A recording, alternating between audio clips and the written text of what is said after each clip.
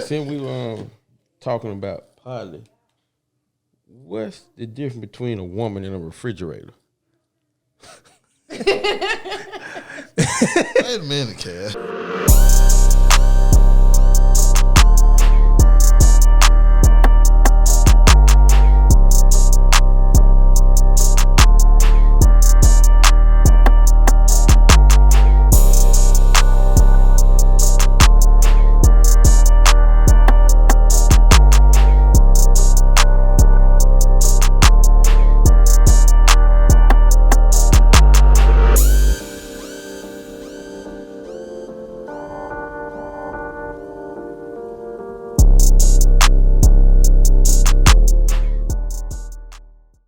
Elisa Marie.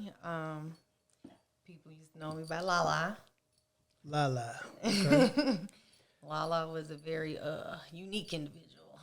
Okay, we can get into that. We can get into the difference between Lala and Elisa. Elisa. I definitely want to kind of touch on that, but Elisa, this is what we talking. This is who we talking to today. Right. All right. So I like that. Right. Yeah. I know you just had a previous version of yourself. Right. Now we talking to the new and improved. Yeah. Let's tell our audience what it is that you do, and so they can kind of get a feel for who you are and what you're doing, and then we can kind of get deeper into your story, if that's all right with you. Of course. Well, I'm the owner of Beauty by La Colores. That is a salon. This is where we empower women each and every day. We try to help our community, everything like that. I'm also the co-owner of Queen's Cream, where we create natural body butters, soaps, facial scrubs, everything like that. I'm the co-owner of my daughter's company, which is Outcast, where she has her own eyelash lip gloss line.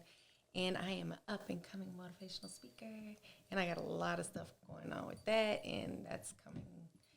You strike me as a very spiritual person who's into visualizing your dreams, and you into vision boarding. And I don't know if you are into that. Have you visualized? Yes, definitely. What that looks like for you when you make that grand stage as a motivation? Have you seen it in your mind already? I think I've begun. I started out, to be honest, my first vision board was in 2020, and my vision board is almost complete. I have 2-3 things left on my vision board. Like when I started a vision board, I didn't think that it would really you really don't know. Right. You don't know what it's going to do. But my spiritual journey literally started about the same time as I started my vision board. Probably a little bit sooner than my vision board. But I didn't think super broad. I thought it was stuff that was going to be hard to obtain, but it wasn't. So currently I do a vision book that I walk around with literally. I have an app in my phone where I have a vision board on my phone. I'm about to actually host another vision board party for some of my stylists and just other people to get together so we could build vision boards. But literally, I'm manifesting everything. I was driving a 2017 Suburban, and I was like, I need me an all black, this, that. I want it fully loaded. Got it. It's just little things on it, but it's taking so much hard work, dedication. I manifested my new building. I've manifested the money that I wanted in my account. And I really didn't honestly think this stuff was going to work. But it's kind of like that, the law of attraction. It does. Like things that you believe and you visualize, it will materialize. You just, if it's front of mind, then subconsciously you'll begin, once you are intentional about your actions toward doing these things, they will manifest if you, stay the course. So here's the deal. I want to know the difference between Lala and Elisa. Let's get back to that real quick so we can kind of talk about the path that Elisa's been on, her journey, because that's the reason we reached out to you, because of this journey you've embarked on. I saw you live, and it intrigued me because I was like, she just so transparent. We need to reach out to her. You made a super give her powerful a platform. You know what I'm saying? Very powerful statement. Because somebody else somewhere probably needs to hear and going through something similar or the exact same thing. Taking your life back. So let's take it back to the beginning. Okay. Talk a little bit about Lala and why we had we found the need to get rid of her. Let's talk about Lala. Okay, so everybody mainly knows me as Lala. People still see me as Lala. I'm slowly trying to transition out of people calling me Lala because I used to have people call me that because they didn't know who Elisa was. And to be quite honest, I didn't know who Elisa was. I didn't like being called that. I was a military brat. I moved around every year. Like, I was in a different school. I literally went to 5 different high schools. Mm-hmm. I've been to so many schools. I think I've been to probably about 14 different schools in my whole life. Kind of rough. Brat. So it's always been hard for me to, like, make friends, keep friends. Then when I was here, I was bullied, but then I became the bully in a sense because I got tired of the bullying. It was just a lot. So my dad, very strict military man, good man. But when you're so strict, you put them reins on your children. Once they get loose, they want to be loose. Right. Exactly. So a lot of people know Lala a little differently. Lala used to fight. Lala used to steal. Lala used to be a dancer. Lala was not a good mama. Lala was out in these streets doing whatever she wanted. I was getting money. I was just, you didn't want to fool with Lala.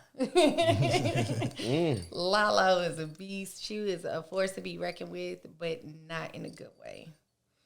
And I've spent a lot of my life trying to fix who people seen when they looked at me.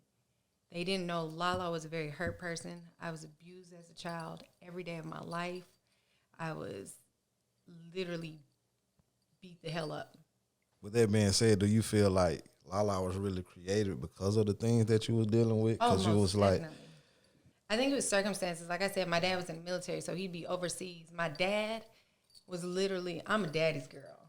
Like, my daddy raised me to be independent, all these things. But when my dad was gone, I had my brother there. My brother didn't really care for my dad because that's not my dad's son. He was beating the shit out of me. When I say dragging me down the street with my hair picked out over my head, punch me in the face, he used to do this thing where he would tie me up, put me in a pillowcase, and shove me in a closet. And if I wasn't out in time, my mom has this door that goes down to the basement. At the bottom of the door is a concrete wall. If I wasn't out of that pillowcase, it was one of those body pillows. Right. He would push me downstairs, still tied up. At some point, I clicked. That beast came out. I clicked. It had to come and out. wasn't nobody saying nothing else to me. I feel you. So Lala was a hurt person. A very hurt person. And like they say, hurt people. Hurt So people. the bully became the bully. Now, The I will say bullied this. became the bully. As an adult, I wasn't bullying people. But you start something, No. baby. You understood. I There was no ready. more being bullied at There this was point. no more. I mean, you're not necessarily initiating it, but you understood that it wasn't going to be no backing But you down, know no what? I disrespect did. tolerated. No, I take that back. I did become the bully. I was the bully in relationships. We can get on that too. Relationship. I became a bully in relationships. Yeah, we Man. definitely touch You on that. became the bully. In relationships. I'm a super dominant personality. Like, ain't no man's gonna tell me what I'm gonna do, when I'm gonna do. All the people that ever hurt me in my life have been men. Oh, So, what is that relationship with your brother like today? Is it still estranged? Is there a is it a relationship? relationship? To be honest, I haven't seen my brother in about 8 years. Nobody has. If he's out there, I love you. I miss you. All those good things. I just hope the best for his life. I can dig that. So, what was the point when you realized that Lala wasn't good for you, and it was time for Elisa to emerge and take center stage? Okay, I went to jail. Okay, well, we all have our things.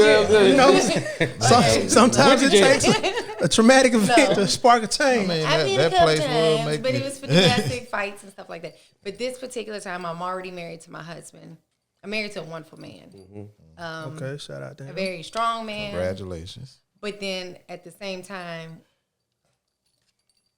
we were both two very toxic people together. We both have a lot to work on. But when I know I needed to change, we got into an altercation that led me to going to jail. I was pissed because I felt like both of us should have been in jail. And when I went in court, they were like, they pulled out this big ass folder. It was like thick. And I was like, oh my God. They were like, you know what? Either you're going to jail for a long time or you're going to do this anger management. Yeah. Obviously, I'm going to anger management. Anger management, sign me up. How much time were you looking at? Did they say? No, I think it was more of a scare tactic. Okay. Oh, you So, get in that anger management class and they telling you that same conversation about, oh, I don't want to hear what they did. I just want to know what you did. But I'm trying to explain to you what they did to cause me to do what I did. Right. That's No, what I'm saying. I was we so don't care upset. about that. I felt like we should have both been in anger management because he caused it, I caused it too. But we should have both went. It shouldn't have been me. Yeah, But you know what? Honest to God, that was the best thing that ever happened to me. Okay. The best thing that ever happened to me. I remember going every Monday to meet up with all these women and all this stuff. It was so much stuff just I was able to put out. I didn't realize that I had so much I was holding in. By the time I left, I remember the lady that was over us, and she was just like, I've never had anybody come in here and make an impact like you did. Literally, the girls that found out that I was leaving, they were writing me letters by the next week just to tell me thank you. And I was just like, wow, I did that? Like, I made y'all feel that just by telling y'all what's going on? But that was the changing point for me because it made me stop and think, like, Lisa, you really out here wilding. So when you were in that anger management class and you saw the impact that you had on the other women there, was it the impact that you had on them and them showing you that, you know, there is something there?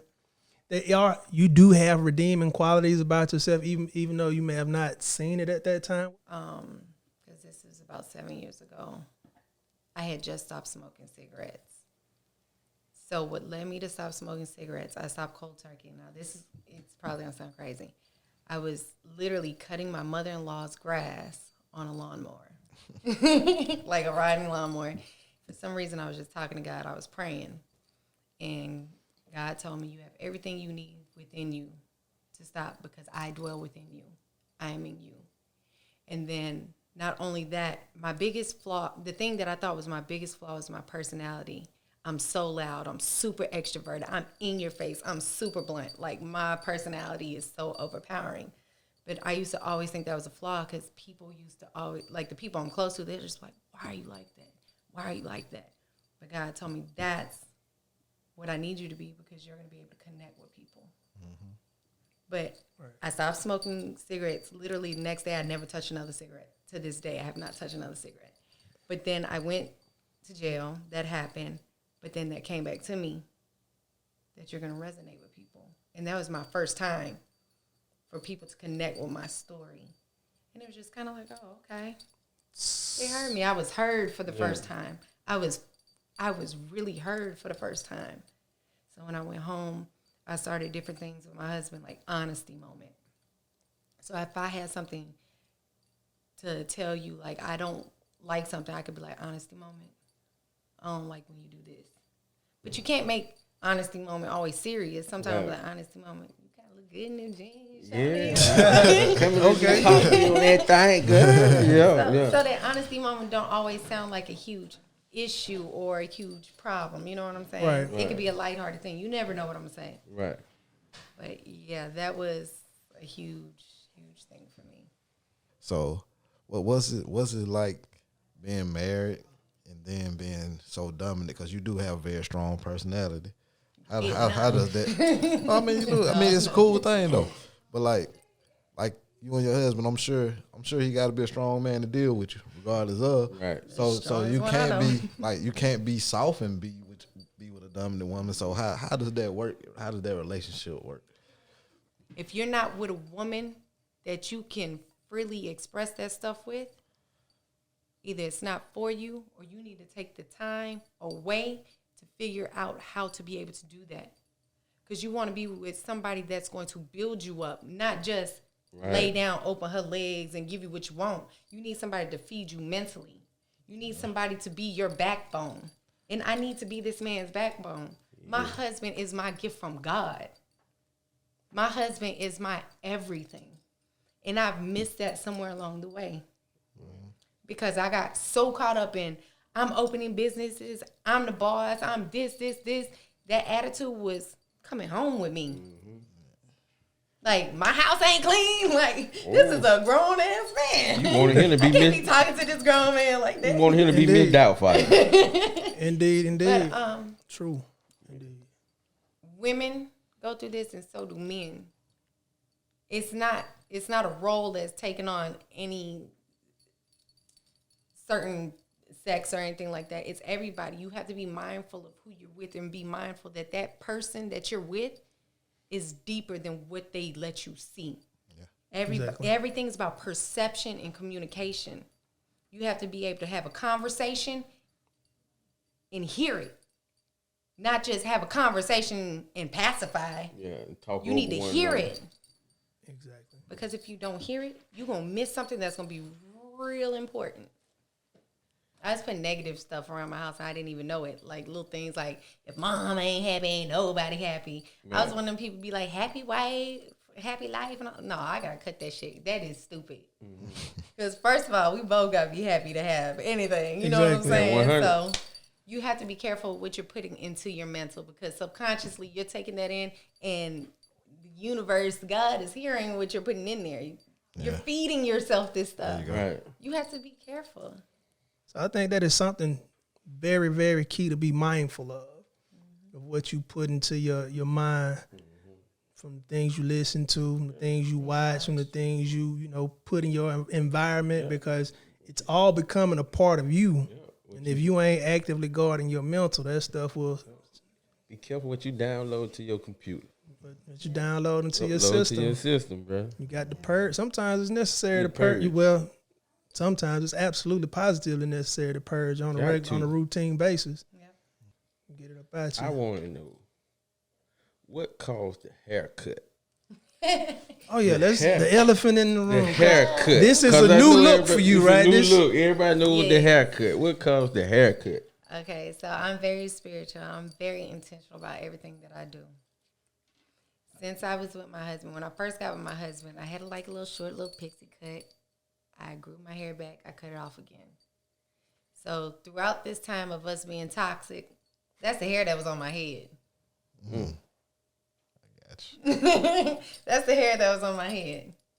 Everything I eat, every thought that I have, everything I do is embedded into the follicles. I'm a hairstylist. I know. Okay. Better than anybody. It's all right there on my crown. So if we're taking time to separate from each other and become better people, I'm going to be better all the way around. I don't need none of this, because I ain't trying to be cute for nobody but him. Message. I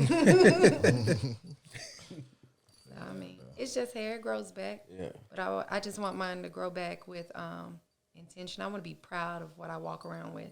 And that's going to be my crown. So I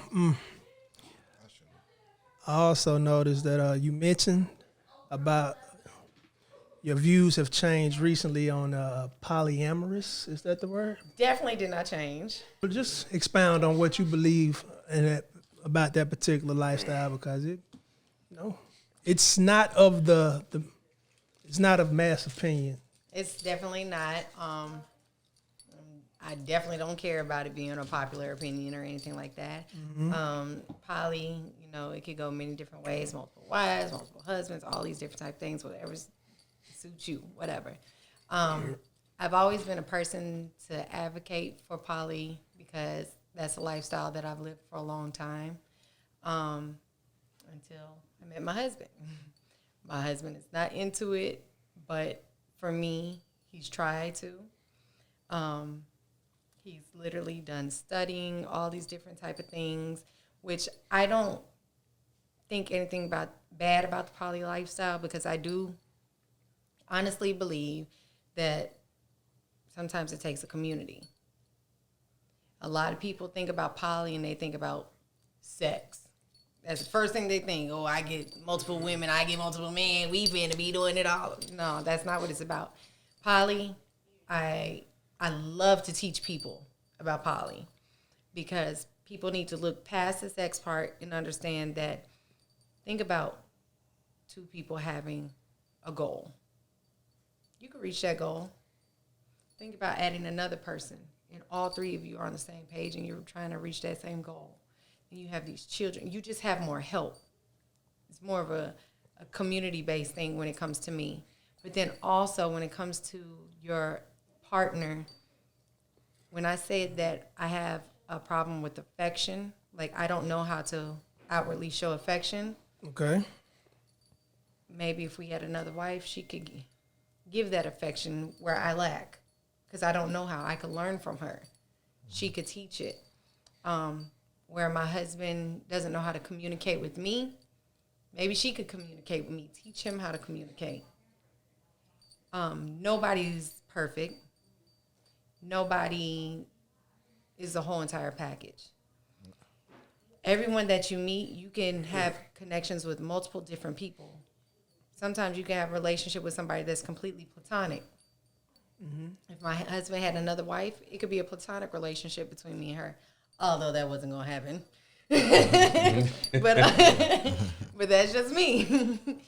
But at the end of the day, I just feel like connections with people shouldn't be limited. But if you agree on a monogamous relationship, whatever your relationship is, it needs to be agreed upon between both parties. If there's going to be multiple people, you agree on that, because it's your life, ultimately. There is no right and wrong, period. You have to figure out what's best for you in your relationship together. I think, as you mentioned, as you stated, that I think a lot of people will get hung up on the sex part initially, right, and probably won't be able to look past that. But you just said something that say, well, maybe you are just drawn or have chemistry with another person that could be platonic. Mm-hmm.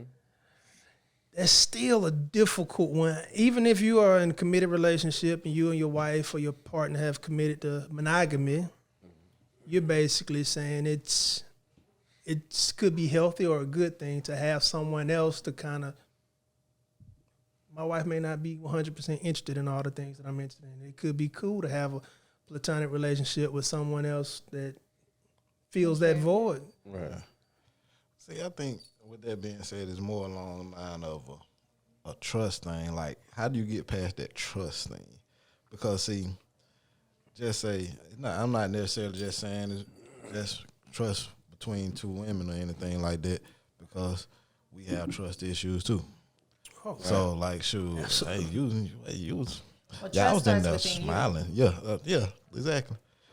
So, because you sitting there on the couch and you looking in there, you like, they showed in there smiling hard today. Ain't nobody talking to me today. Yeah. You know what I'm saying? They acting funny with me today, and they just in there ha-ha and kikiing. To have a very successful poly relationship, it is hard. It is hard as hell. It's harder than, I'm not even going to say regular relationship, because all relationships have its own difficulties. Right. But every relationship, if you have trust issues, you have trust issues in a monogamous relationship. Yeah, true. Period. But that's what I'm saying. Like, with that, I know that got to be extra rough. Because it's like, because the difference is, like, I'm not trusting this, and it's not in my face every day. Mm-hmm.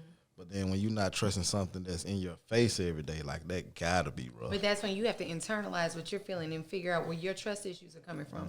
Because your trust issues are coming from something deeper than whatever's happening in that moment. You have to sit with yourself. There you go. Well, you got a picture? I felt like I just got a whoop. Yeah. You got to sit with yourself. Every feeling that you have, this goes outside of poly, this goes outside of monogamy, this goes outside of anything. Any feeling that you have, if you walk up and you see somebody dressed real nice and you feel jealous or envious or anything, that's you have to stop and take that in. You need to internalize. Why am I feeling jealous over this person? Because if God gave it to them, he could give it to me too. Mm-hmm. But that's their blessing. So why are you so upset? Exactly. I know exactly where you're going with that. Extra feelings that you have between hate, animosity, envy, all that's something you need to deal with within yourself. That ain't nobody else's problem but your own. That's real talk. But I do want to caution our audience though, who may have been listening to that whole conversation. Don't bring another woman home to your wife. Don't you do that. Let me tell you though. I will tell you. Don't you do that. Don't. Poly is not for everybody. Understand. Poly has to be something that is agreed communicated upon. with each other and agreed upon. And then when you start a poly relationship, you have to set boundaries. Boundaries are a 100% like must. You have to do that.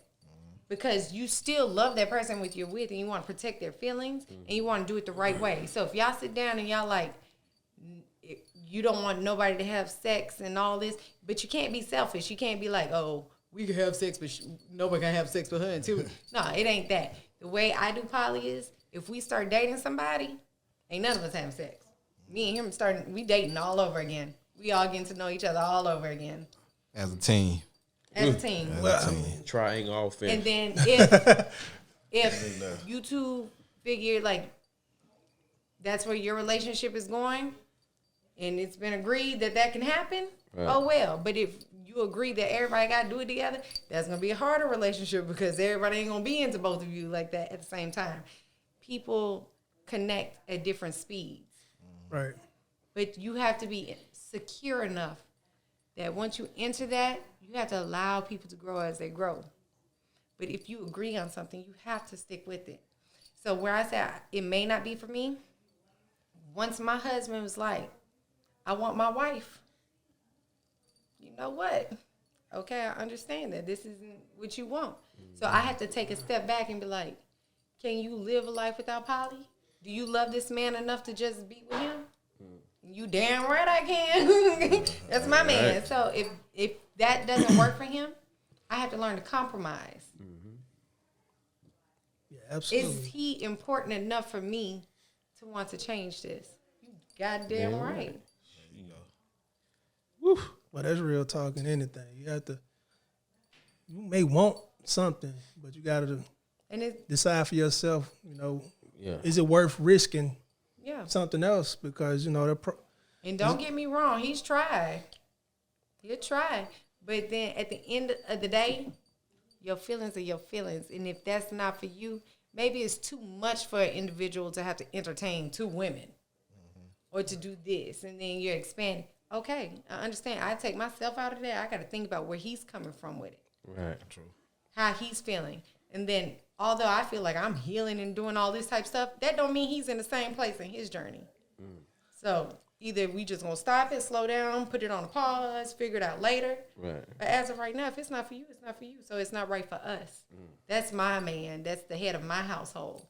And I have to learn to be able to be submissive and understand that he has feelings too. And I have to be able to wait on him and listen to his direction. There you go. Yeah. It was hard for you. It sure was. It was. Let everybody know that don't know how to find you, though. Well, you can find me at go on Facebook to Elisa Marie. You can go to Beauty by La Couleurs LLC on Facebook. You can find me on Instagram at Beauty by La Couleurs. Everything's Beauty by La Couleurs. So, and be looking out. Our YouTube is going to launch very soon. About to find some podcasts popping up. Okay. Seminars, all of that. Just follow the Facebook, Elisa Marie, and you'll get it all. Well, we appreciate you for, like I say, stopping by, taking time out of your very busy day. Seems like you had a crazy day before you made it here, but you were here on time. We definitely appreciate that. And since we were talking about poly, what's the difference between a woman and a refrigerator? Wait a minute, Kev. I love that that segue was brilliant. Somebody talking about a woman in the refrigerator. Refrigerator don't moan when you put meat in it. Wow. I don't know. It depends on the year. Yeah. God damn. Hey, Boy, you stupid. is it? Silly as hell, man. Is it? We out. We out, man.